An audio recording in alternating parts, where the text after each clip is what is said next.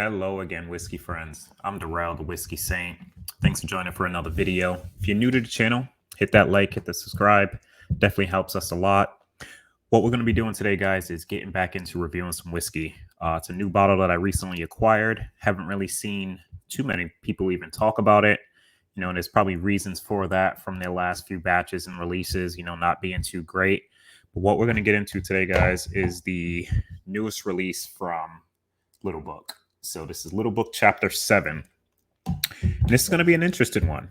Like I said, the other ones, past few years, kind of were hit or miss. So stay tuned. We're going to kick off this show, then we're going to dive into reviewing this bottle with you. Cheers.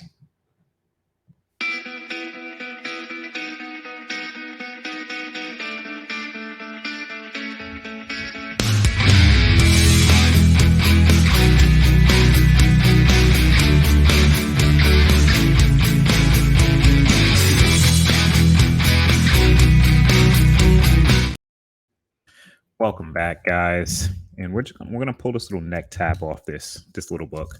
Want to give you guys a little bit of a introduction to what's actually in here. So Little Book Chapter 7, they call it Retrospect, right? And it has some high age stuff. That's what pretty much intrigued me when I first seen the label for this, right? So you got 18-year Kentucky Straight Bourbon, 17-year Kentucky Straight Bourbon, 10-year Kentucky Straight Rye, 9-year Kentucky Straight Bourbon.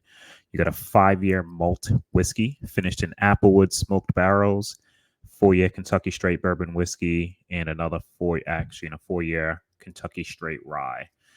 So mixture between some bourbon and rye. You got a little bit of malt in there. One of them being finished at applewood smoked barrels, but you got some high age stuff in here from Beam, right? 18 years, 17 years. You're not really seeing too much come out of that distillery at that age besides some of these Jacob Wells, the Claremonts, those 17 years, right?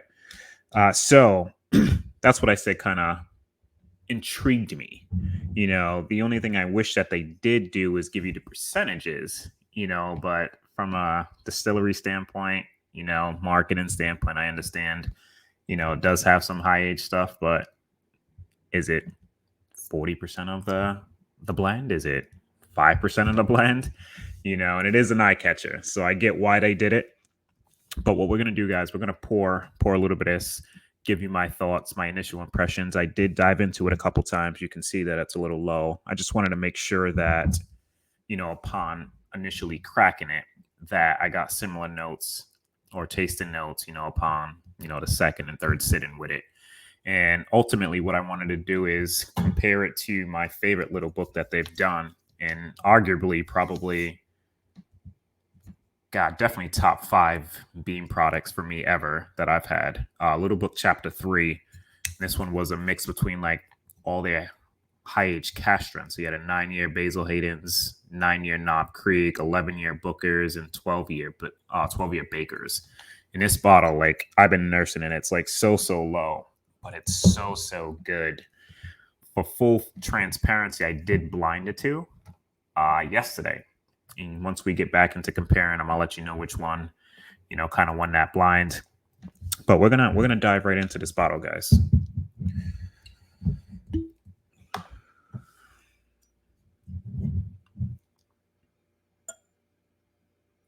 Pour a little bit in there.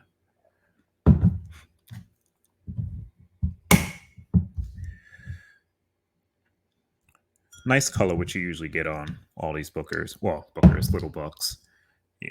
Definitely got that nice dark amber color. Coats the glass pretty nice. You can see that nice little ring that's already around the side of my glass. All right. Let's give it on our nose, guys. Cheers.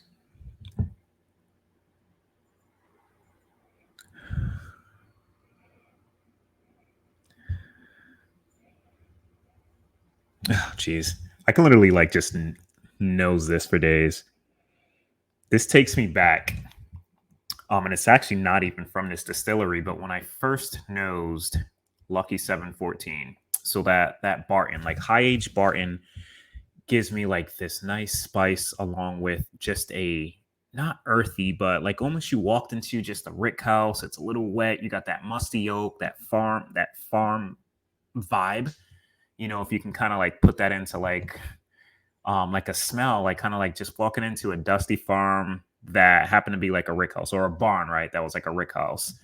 You just get all that dusty oak and it just smells amazing. Ah, like you got your vanillas, you got your dark like caramel, cinnamon, definitely spice forward. Guessing that rye is maybe a good percentage of this blend in here because you do get some of that rye spice up front, but it's balanced. The nose isn't overpowering on any portion of what's like in here. You're not getting too much oak because of the 18 years or 17 years. You're not getting a little bit of it, off of that the 4-year-old young stuff that they have in there. But it's just a perfect balance. And it reminds me of like the older products, like those 14, 15-year-old Knob Creek picks. Like it's on that vibe, but just a lot more richer on a nose. Yeah, it's just that oak presence is very, very, very nice on this. Enough smelling. Let's give it a taste, guys.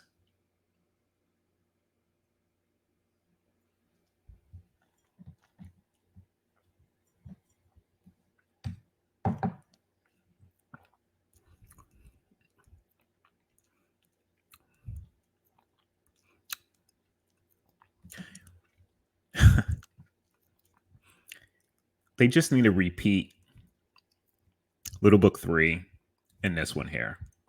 Like, you don't need to make anything else. Like, this, in my opinion, is what you want a Little Book to be, right? It's a little bit more pricier than a Booker's.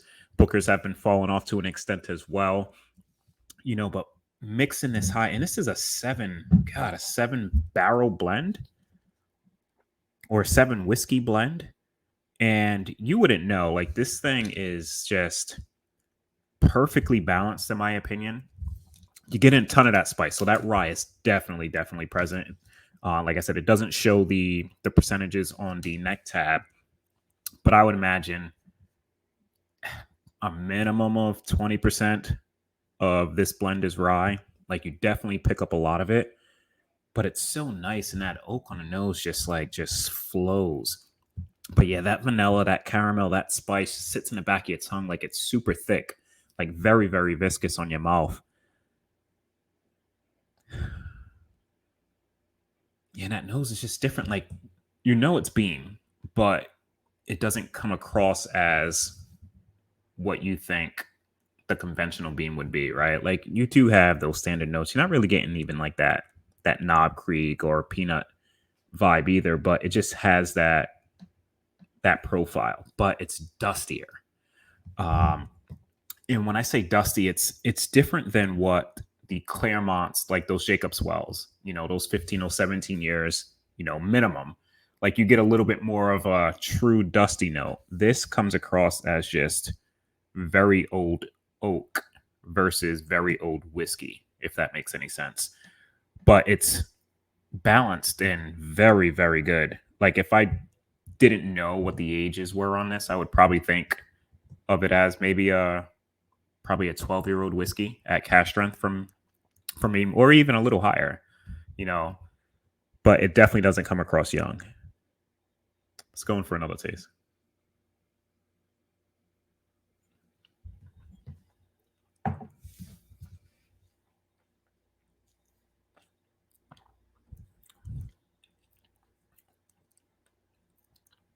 See, upon second sip right there, it kind of changes a bit in your mouth.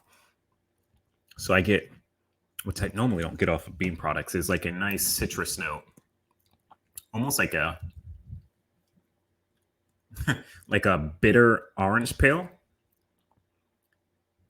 with just like spicy orange peel, but you get that bitterness like if you bit into it. Oh man, but that's a nice note. You get a little bit of cherry right in the mid to the back of the palate as well, which I found to get on like some higher age Knob Creek barrels. Not so much off like Booker's and Little Books. Really haven't got that note off that any of their product, but definitely pulled a little bit of cherry right on the mid to back.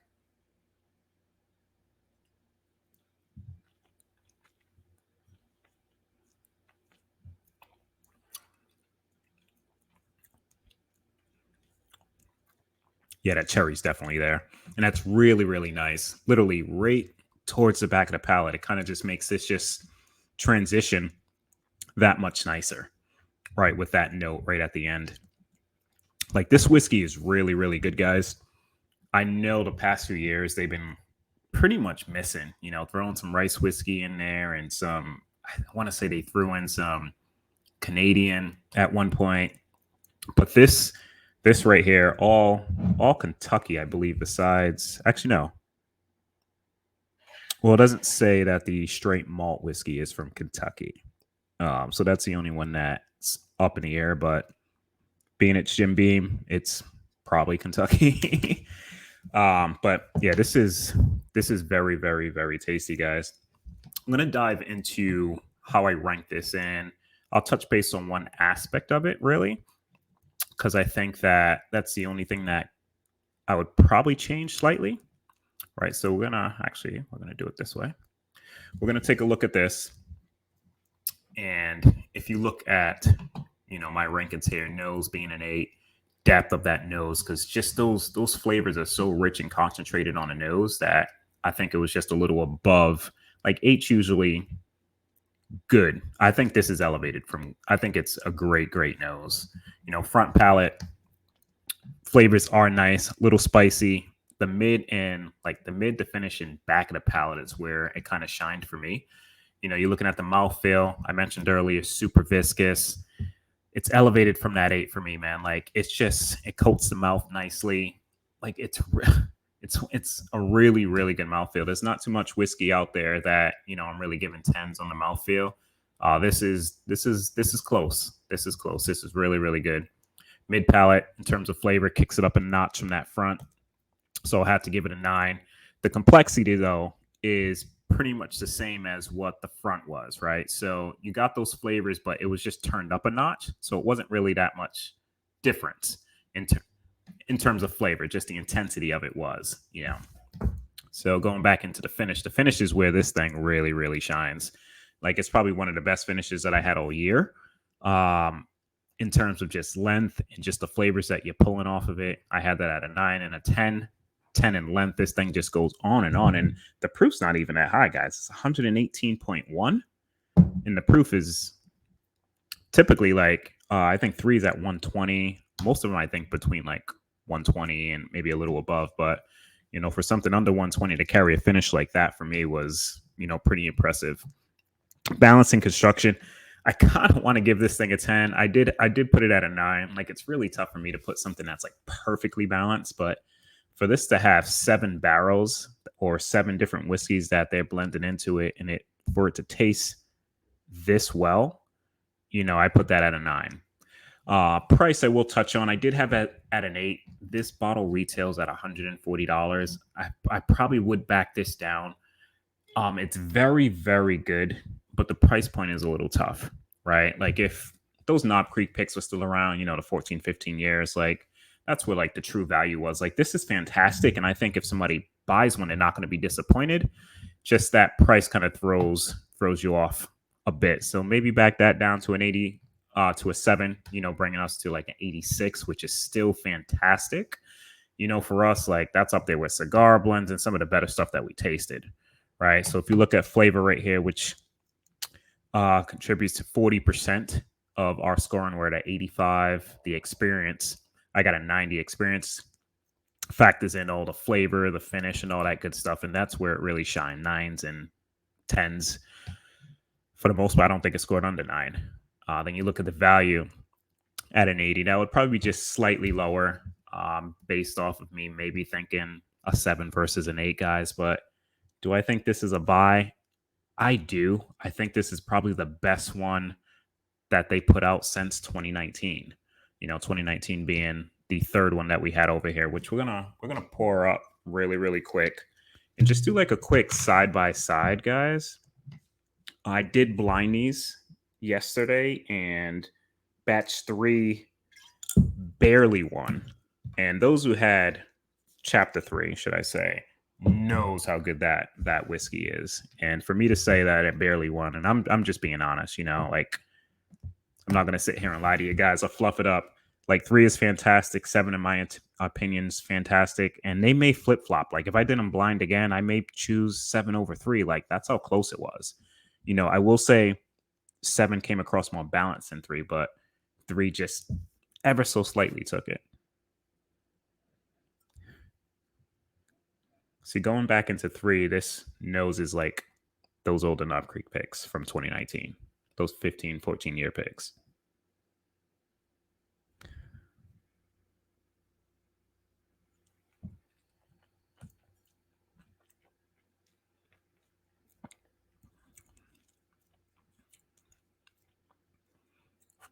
And you could probably mistake this for one of those picks. Like this bottle's fantastic. This is just a little bit more complex. Like you got that deep, rich, old, dusty, funky oak that you get on 7 that you don't have. It's not even present on chapter 3. Although this whiskey is very, very good, nearly perfect for what they're doing, right? It just doesn't carry that note, which kind of sets the two apart. Like you go back into this, and it's just, yeah, super rich, funky, sweet, dusty oak, along with just intense, intense flavor.